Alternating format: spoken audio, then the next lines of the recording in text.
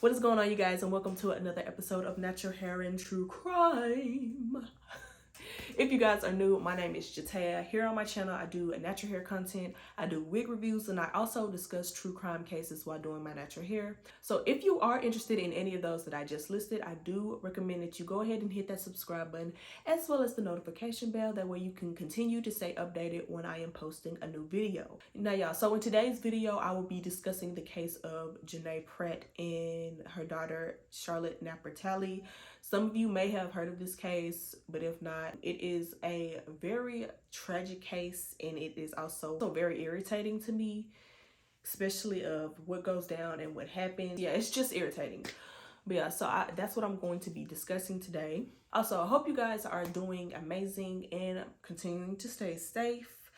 It's a lot going on right now, and I just want to let you know that I love y'all and I do appreciate y'all, especially y'all who generally watch my videos and like it and comment. I do appreciate you guys. So next week is Thanksgiving, so comment down below what is your favorite Thanksgiving food and what are you ready to eat on Thanksgiving. Me personally, honey, I cannot wait to dive into some mac and cheese. Mac and cheese is literally one of my favorite foods. I be fucking up some mac and cheese. Just, yeah. I also cannot wait for the dressing and the cranberry sauce. Child, I just can't wait. I can't wait to eat. I'm just being honest. Like, I am super excited. I'm going home to see my mom, and yeah, I just know food finna be fine, honey. But yeah, comment down below your favorite Thanksgiving food. But yeah, I'm gonna go ahead and stop talking and go ahead and get right into this video.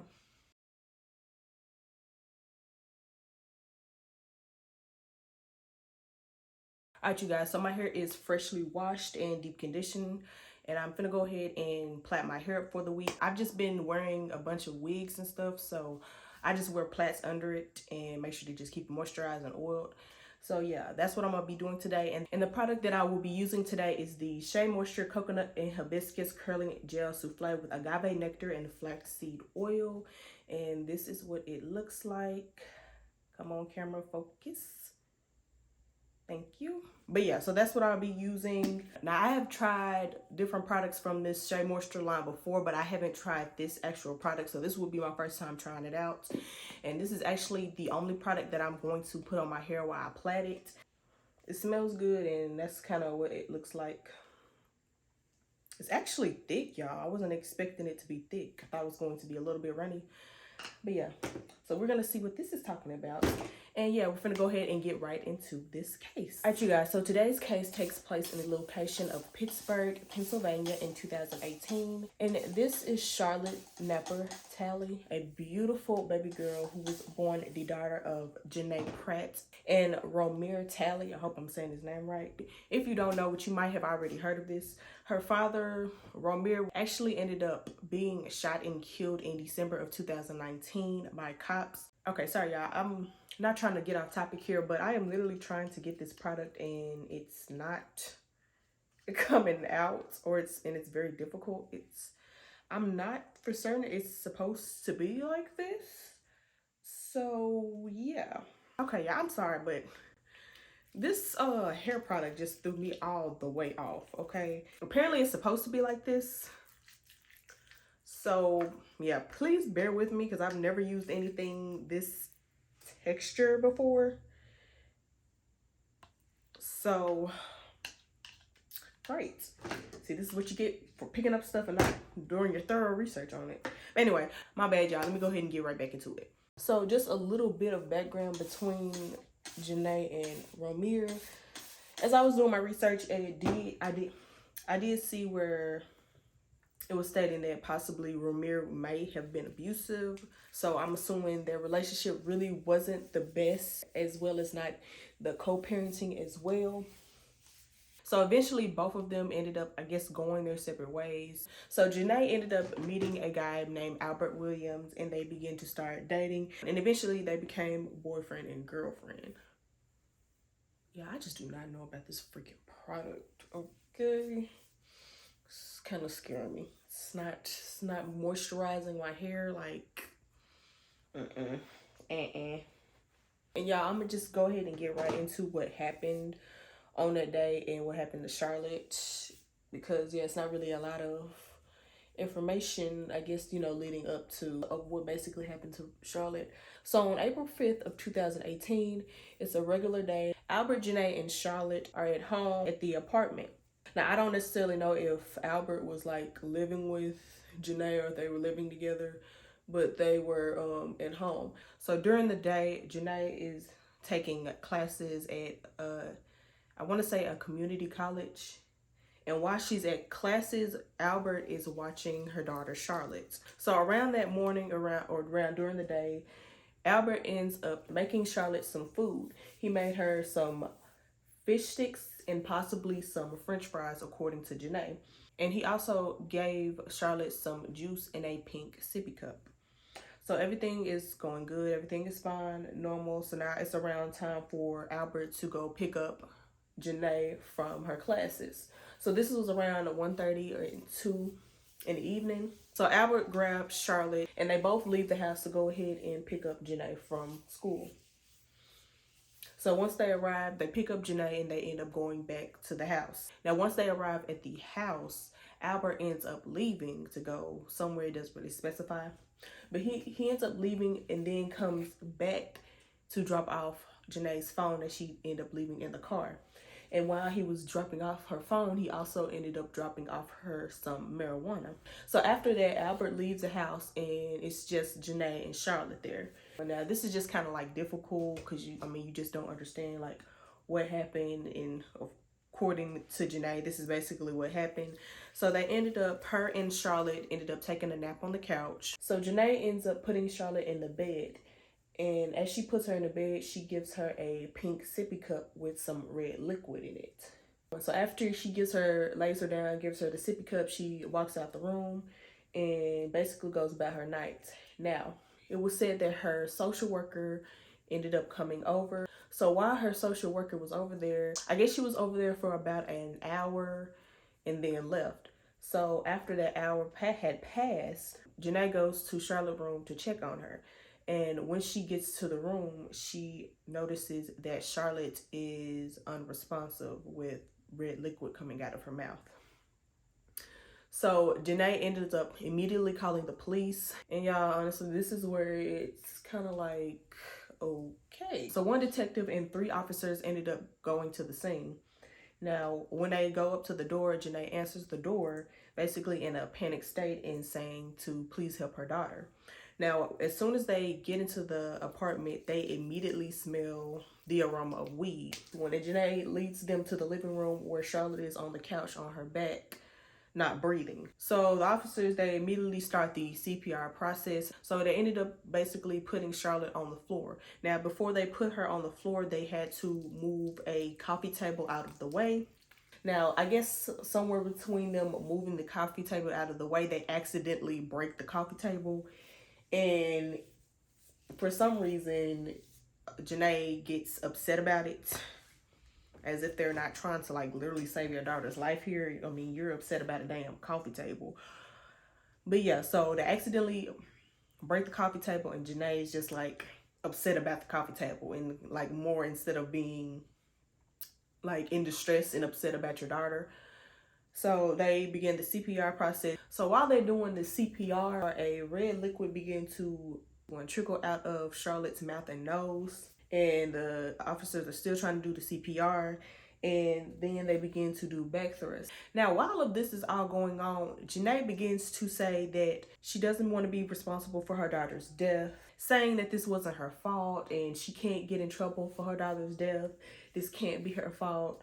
She can't be blamed for this. And just a whole, yeah, I don't know. And I don't know, to me, it's just like, you saying stuff like this, you just automatically guilty. Well, I ain't gonna say automatically guilty, but it's definitely not gonna look good in your favor that while a time where most parents would be like crying, please help my child, doing anything, you're over here saying stuff like, oh, I can't be responsible for my daughter's death, blah, blah, blah, this and that. Like, I don't know, it just, not gonna lie, that part kind of pissed me off. So they're continuing the CPR and they begin to do back thrusts and stuff, trying to at least hopefully like get anything that's lodged possibly in Charlotte's throat to come out. And finally at 6:18, the Pittsburgh paramedics finally showed up and began the process of like, you know, hooking up and like trying to resuscitate and everything. So then Charlotte was transported to the hospital, and unfortunately she was pronounced dead at 7:04 p.m. So while at the hospital, Jhenea was described as being very hostile and just uncooperative with the police. And like she ended up actually like storming out of the hospital and like walking like a third of a mile, and the police ended up having to catch her. And once they catch her, they begin to ask her like what's going on? Why are you upset? And then she goes to say, well, she feels like they're accusing her of her daughter's death. Like when they literally just trying to get to the bottom of what's going on. I mean, it's like you basically telling on yourself. But yeah, so she's upset. She feels like they are making her out to be a suspect and they're blaming her for her child's death, this and that, etc., or whatever. Now, while all of this is still going on, I'm assuming some of the police officers and the detective, they stayed back to like begin the investigating the house. And because it say around 6:30, I feel like the timeline of when the paramedics arrived, that was just like they have had to have stayed in order for them to be there at 6:30, and then the hospital thing and all of that went down. So yeah, around 6:30 they begin to investigate the house. When officers first arrived to the house, when they first were trying to help Charlotte, when they first got the call, as soon as they walked into the house, they smelled the aroma of weed. So again, when they went back to the house, they smelled the aroma of weed. Now after this, it was said that they ended up getting a search warrant. So they're searching the house and nothing is really out of the ordinary. All there is a yellow sippy cup. They find some adult and kids medicine. They find a grape drink in the fridge. They also end up finding some weed in a weed grinder. And then they found a pink sippy cup with some red liquid on Charlotte's bed. So they begin taking pictures and collecting some things for evidence. So what they do, they end up collecting this pink sippy cup that had the red liquid in it. So they go ahead and test the red liquid that was in the sippy cup. And when the results came back, the red liquid tested positive for fentanyl. Yeah. So after that, they ended up doing a autopsy on Charlotte's body. So on April 6th of 2018, they examined Charlotte's body and they noticed that just basically her body wasn't like groomed or, you know, very taken care of, not how a child should be. It was said that she had an abrasion on the right side of her nose. It said that her feet were very dirty at the bottom. And it also stated that her nails were extremely long, especially for a 17-month-old child. My bad, y'all. I know I'm getting off topic again here, but y'all, I am not feeling this souffle.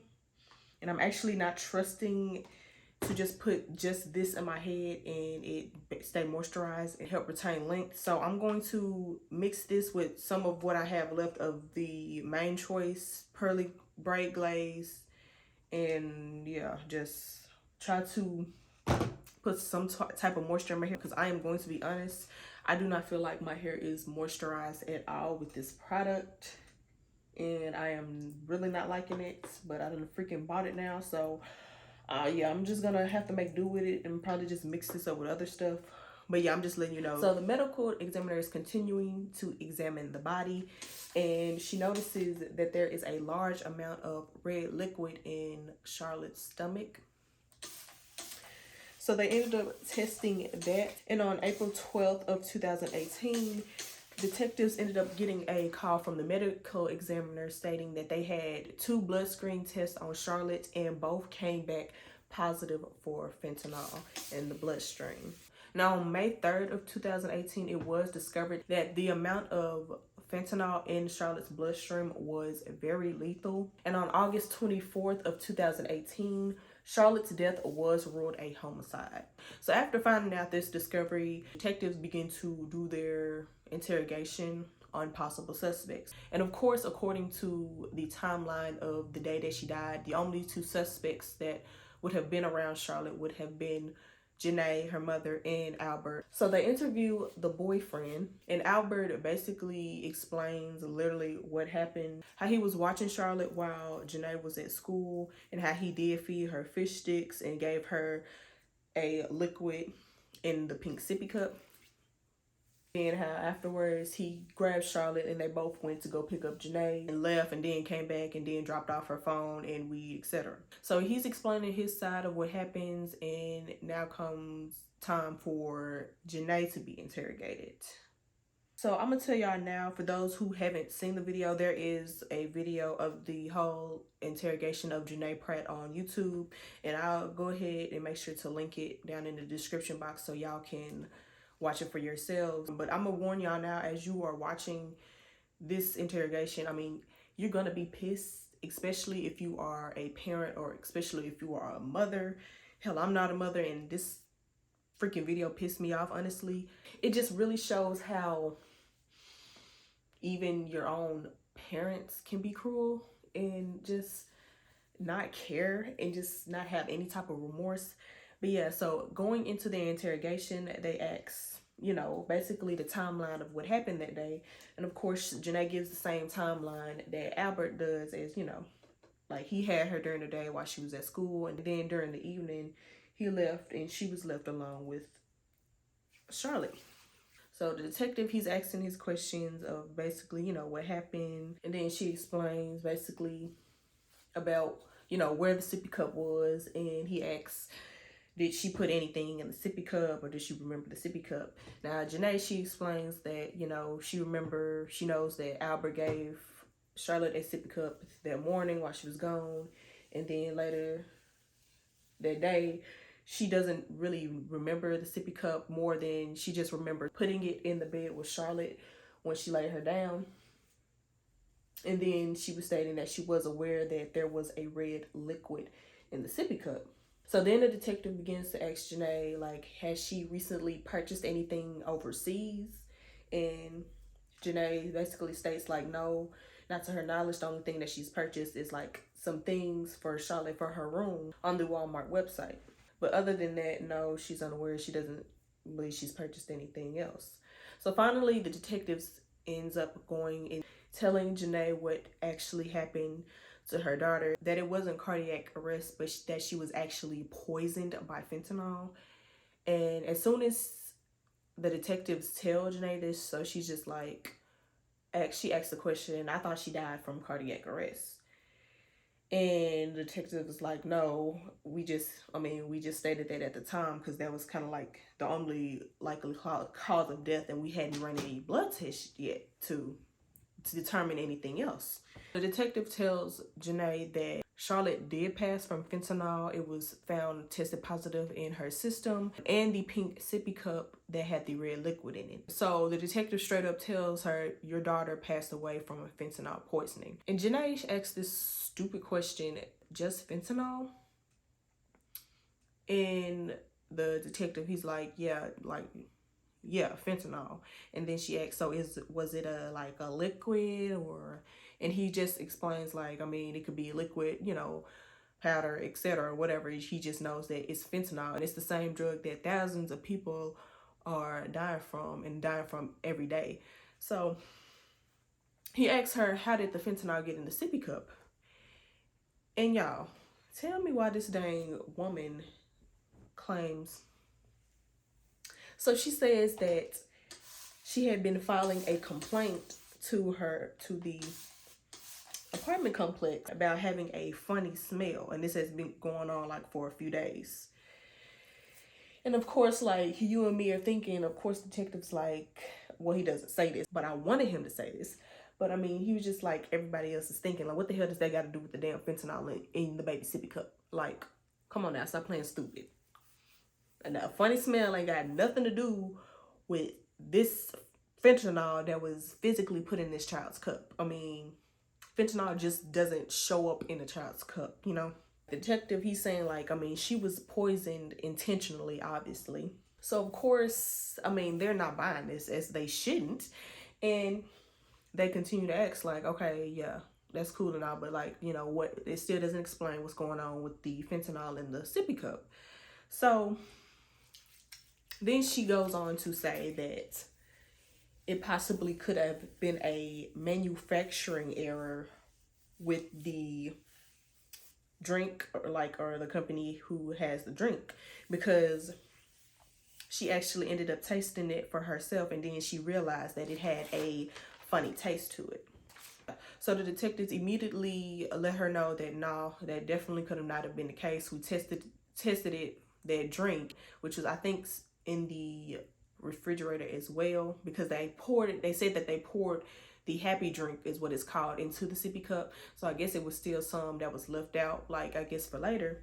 And they tested that and it came back negative for fentanyl. Yeah, came back negative, and the only thing that tested a positive was the red liquid in the sippy cup and in Charlotte's system. So they're continuing to basically lay out the facts, basically debunk all of these little theories that she's coming up with. And eventually Jhenea becomes more defensive, especially as they're explaining to her that her child's death was definitely intentional. It was definitely a homicide.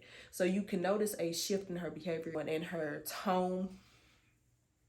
She begins to be, like I said, more defensive, like a little bit more hostile, and just kind of like uncooperative of helping, like with anything, any lead that can help figure out what happened to Charlotte. So eventually Jhenea asks, is she under arrest? And of course, the detective, he says, no, you're not under arrest. And she asks, well, do you have any more questions? And he's just like, well, I'm just trying to figure out how fentanyl got in your daughter's sippy cup. And she's stating, I don't know how I got in the sippy. I don't know how it could have got in there. So, you know, he's basically doing his job and asking, okay, like, he's stating the obvious, that there was only 2 people with her that day, you and Albert, which is the boyfriend. So, and he asks, well, you think Albert might have put fentanyl in the cup? And she basically denies it and asks, why would he do that?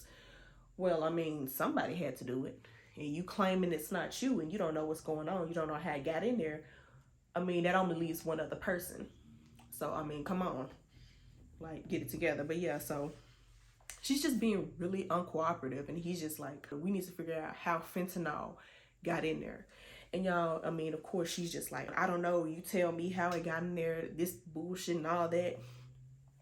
So eventually in the video, the detective goes to explain how the amount of fentanyl that was in Charlotte's system was enough to kill 2 horses. And as I'm watching the video and he's explaining this to Jhenea, y'all, I mean, I'm really kind of like shocked, and like it really upset me, I'm gonna be honest. As he tells her that, I mean, her mood literally is not the same. Like you don't see any like hurt or like, you know, tears or like crying. Just to think any other normal parent who's just lost their child, and the detectives is literally telling them that, I mean, this wasn't like just a natural causes, it was a homicide. You think you would have a different, you know, different emotions, and you would be acting different, especially if a cop literally just told me that my child had enough fentanyl in her system to kill 2 horses, like just obviously complete overkill.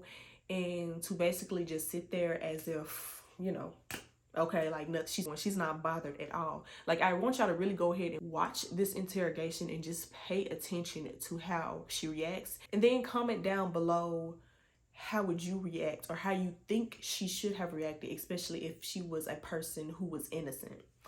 But yeah, so he tells her that, and of course she's still denying it. So eventually they do arrest her, and she's basically put in jail until her trial. While Jhenea is locked up and waiting on trial, she ends up confessing to 2 women that was in there with her about how she did not kill Charlotte, she did kill Charlotte, she didn't mean to kill Charlotte, and just basically like, I guess, I don't know, going back and forth with it and just explaining it. But yeah, she killed him, she didn't mean to. And then it was stated that she said that she didn't want a damn girl anyway. So I mean, that obviously, just her admitting that didn't go in her favor, which I honestly, I don't know why in the world she would. Well, I mean, it's good. I'm glad she said that, but even then, like, why would you tell? I mean, you're already on trial, and I mean, you, I don't know, like, it's just weird when people confess things to other inmates and you haven't even had your trial yet. So knowing that possibly could go against you in court, I mean, yeah. And on June 4th of 2019, the jury did find Jhenea guilty of involuntary manslaughter as well as endangerment of a child. Because it said EWOC, I'm assuming that's basically endangerment of a child. So yeah, she was convicted of those two things. And so the judge ended up giving her 5 to 10 years, which obviously is not a freaking enough. But backtracking and going into how she was convicted and the judge thoughts and the reasoning for giving this conviction.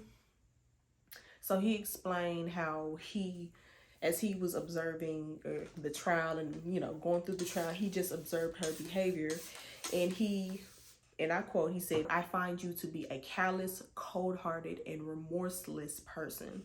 He explained how, I mean, he was just seeing how, honestly, he just feels like this is just another thing to basically check off her list of things to get out the way. Just, you know, with how her expression, how she was acting, you know, answering everything. He just knew, I mean, she didn't give a damn about this child. Honestly, anybody who watches the interrogation, who reads up on the notes and just reads up on this case in general, knows that I mean, you have had to be a cold-hearted person to do these things. I'm sorry, y'all. I'm gonna backtrack a little bit. They ended up ruling out Albert as being the suspect because if he was the one who had done it, Charlotte would have passed away basically in his care instead of passing away later on that night. Because I mean, obviously this was enough to kill Charlotte instantly.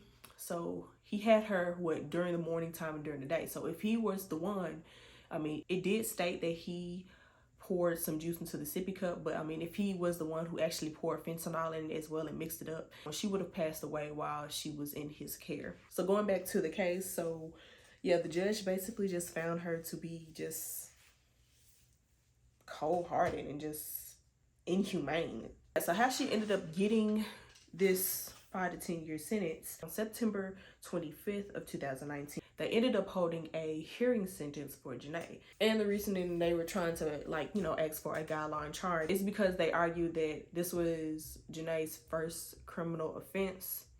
She was working, she was going to school, she had rehabilitative needs, and she was kind of going through it with her father, like I said before, and she was dealing kind of like with a domestic violence situation. That's why she was not able to have that good of a relationship and co-parent with the father.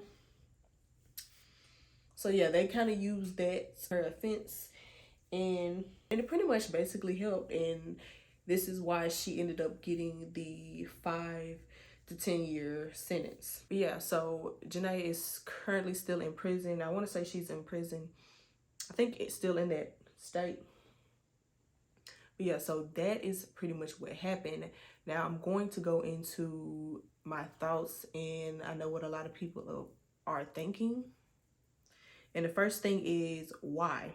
Like, what was the reason for this? And why was fentanyl enough to kill 2 horses in her cup, in this child's cup? Like, what was the reason for that? And many people came to this conclusion that Jhenea wanted to basically get rid of her child or have her child sleep so that way she wouldn't bother her and that she could, like, smoke marijuana. A lot of people are like, this is on purpose, obviously, and she's guilty. And then, you know, you got some who they're knowing, like, I mean, she meant to do this. But I think one of the biggest questions is, did she really mean to kill Charlotte? I feel like, honestly, this probably is intentional, because if it was just as far as trying to get a baby to sleep, I mean, you could have easily put, like, what, melatonin, you know, or some substance or in her drink to get her to sleep. I know some people do that. I don't advise doing it, but I know some parents you know, they might give their child some type of medicine to help them sleep and sleep longer. But I mean, to resort to fentanyl, which is obviously, I mean, who doesn't know what fentanyl is, especially, I mean, to act like you don't know what it is. Like, I'm not just familiar with all the drugs, but I am definitely aware of fentanyl and how it can kill a person instantly and how people are dying every single day from being laced with it. And just for it to miraculously just end up in this baby's sippy cup, like, who else would have done it? And as I'm watching the video, she also continuing to ask, you know, how did it get in the sippy cup? And she's just stating every other damn thing he's asking. I mean, who has access to your home besides your boyfriend? And she was like, people over the apartments, you know, maintenance guys, etc., blah, blah, blah. But I'm just like, why? What reason would they have to come in somebody's apartments? Now, I mean, I understand because it is some sick people out there, but like what maintenance guy is going to come in somebody's apartment and put fentanyl in a child's sippy cup, like a child at that? Like, no, I swear, y'all, just like reading, like watching the interrogation, I mean, and her just having like no emotion towards her child, you know, just being deceased, and especially like finding out that it was in this way and she was poisoned. Like, you just know it was her. And what she was saying, it just made like zero sense, explaining like how she kept smelling a weird smell in the house. Like, what does that have to do with the fentanyl in the sippy cup? You claiming that you tasted this juice and it did taste funny. I'm just like, okay, well, if it tasted funny, why would you still allow your child to drink it, you know? I mean, a normal mom, if they end up drinking something and they know it has a weird taste, okay, I'm not gonna give this to my child. Like, I'm going to throw it away, wash the cup out, and give her something else to drink. So, yeah, okay. It's literally cases like this where it just absolutely turns my stomach, because, like, just to think somebody would do this to a child and allow this to happen to a child and then have, like, no remorse about it, no guilt or anything, it just really baffles me. And it just kind of like has me thinking like there's really no hope for I mean, this generation, honestly. It's really sad just how he's stating and how she's acting defensive. I mean, they are literally trying to help you solve your daughter's murder, and you're just like, you're acting like this. For one, you was already guilty when you were hollering that you can't be at fault for your child's murder, literally right when they're giving your child CPR, trying to help your daughter fight for her life. I mean, that was a red flag right there. Like, who the hell, who does that? Who sits there and is worried about a damn coffee table while they're trying to give your daughter CPR? Who is not asking just as many questions as the detective is asking to figure out what the hell and how the hell fentanyl getting in a child's sippy cup? Other than you already know the answer. But of course you're gonna play like, oh, I don't know what happened. I just know I didn't put it in there, but my boyfriend didn't put it in there either. So who the fuck put it in there? Oh, so yeah. And the fact that she said a manufacturing error on a damn happy drink. Really? A manufacturing error? Like, you have got to be kidding me. Honestly, y'all, reading up on cases like this, it just really breaks my heart, because I just be feeling like I just don't understand why people like this always get children, you know? Like, it's a lot of people out there who are loving and caring and would do everything they can to make sure a child is well taken care of. But I mean, people like Jhenea are able to have children, and y'all just see this baby. I mean, she is a beautiful baby girl. Like, why? I mean, it's just hard for me to understand. Like, but to think like you think the option is to kill her, I honestly just do not know and do not understand. Like, it did say also in the trial that a possible, like, defense was, you know, that Jhenea just didn't want to deal with the child anymore, especially mainly one of the reasons being because of the father. And I don't know if that's, you know, that's one of the reasons or not, but I can understand it because unfortunately it is situations out there where women seem to be so upset or just so delusional or crazy in the head that they think they're, by harming their own children or, you know, doing something to their child or even killing their child, that is going to, you know, hurt the father. And most of the time, like, they doing this just to hurt the father. Like that's crazy as hell to me. But there are cases out there like this. But I don't know, honestly, with this case, it really gives me, I don't know, it just gives me Casey Anthony vibes, honestly. But not saying like, you know, she did this because of the child, but you know, just wanting that life of leisure without having to worry about a child and taking care of a child. You know, all she was worried about is, you know, smoking pot and doing whatever the hell she wanted, and she was tired of just having that responsibility of another human being. And unfortunately, it just results in beautiful children just being killed for like no reason. I'm just like, I'm not understanding. I just don't understand the fentanyl.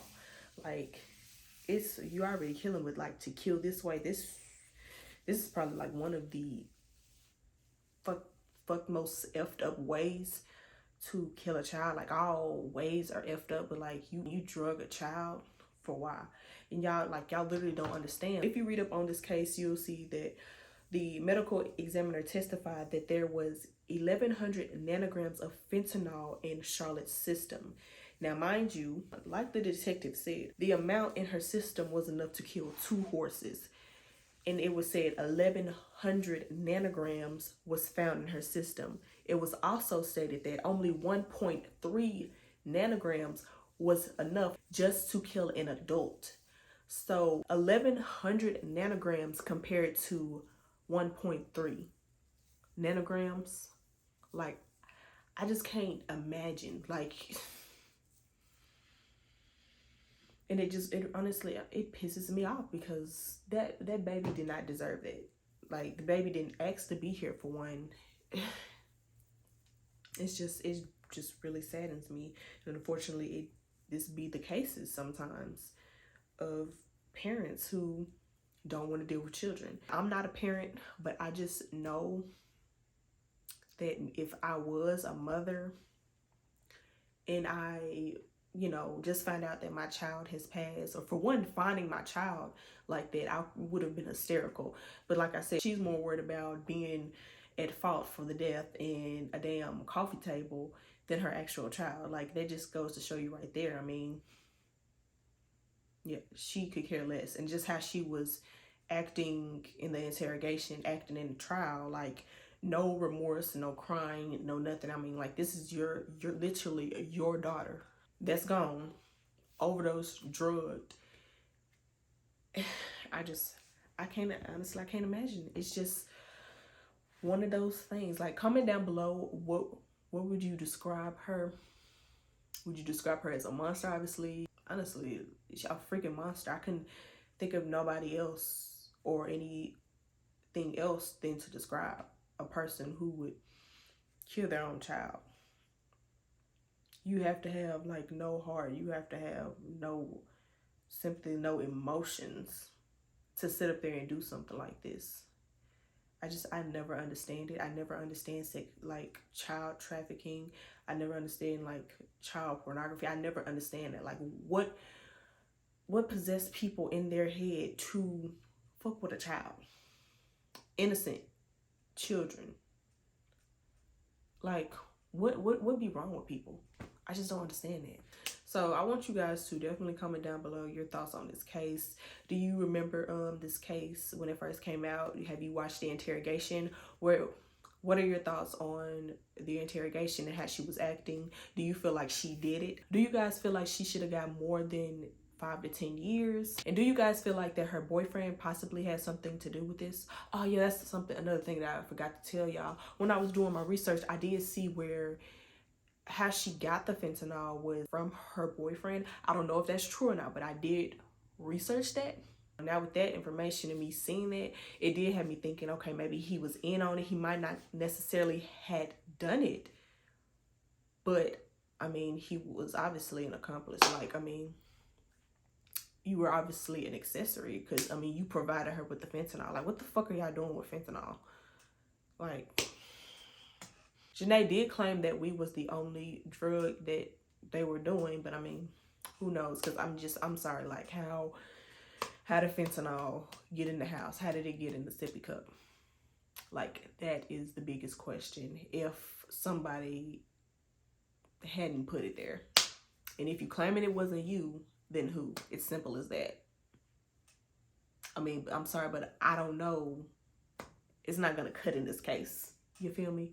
It's not gonna cut. But yeah, definitely let me know your thoughts on this case and answer the questions I just asked. It irritates me a little bit talking about these cases, but this is the reason why I do it, to bring awareness to cases that go on like this and people don't understand, especially dealing with children, innocent children, like children who didn't ask to be here. But yeah, that's one of the main reasons why I chose this case. It was like crazy as hell to me, and just the part where they were explaining like the amounts of fentanyl in the child's system, that just blew me out the water. Like, I was just like, what? I mean, how can somebody do that to a 17-month-old? Like, it's crazy. But yeah, so that is pretty much all for this video. Another thing I wanted to let y'all know, as far as this product that I put on my hair today, if you guys haven't used this product before and y'all thought about using it, for the people who watch for natural hair, don't waste your money. Yeah, unless you're used to like these types of gels. I obviously was like not used to it, and I was not warned, because I'm thinking it's like a liquidy thick consistency, not like a solid, you know, where you have to rub in your hand. So yeah, I literally at first thought like this was old and I had messed up, but yeah, this is actually how it's supposed to be. So I didn't care for it. We'll see how my hair is feeling. Now when I applied it, it didn't feel honestly all that great or all that moisturizing. I mean, I know it's supposed to be a gel, but a gel souffle, but I don't know. I don't think it's going to hold up on my hair like I think it should. But yeah, so that's all for this video, you guys. Definitely do not forget to like, comment, and subscribe to the channel, because it helps the YouTube algorithm a lot for me. And thank you so much for clicking on this video, you guys. I really appreciate all of you. And I hope you guys have a happy Thanksgiving, a good holiday, and I will see you in my next upload.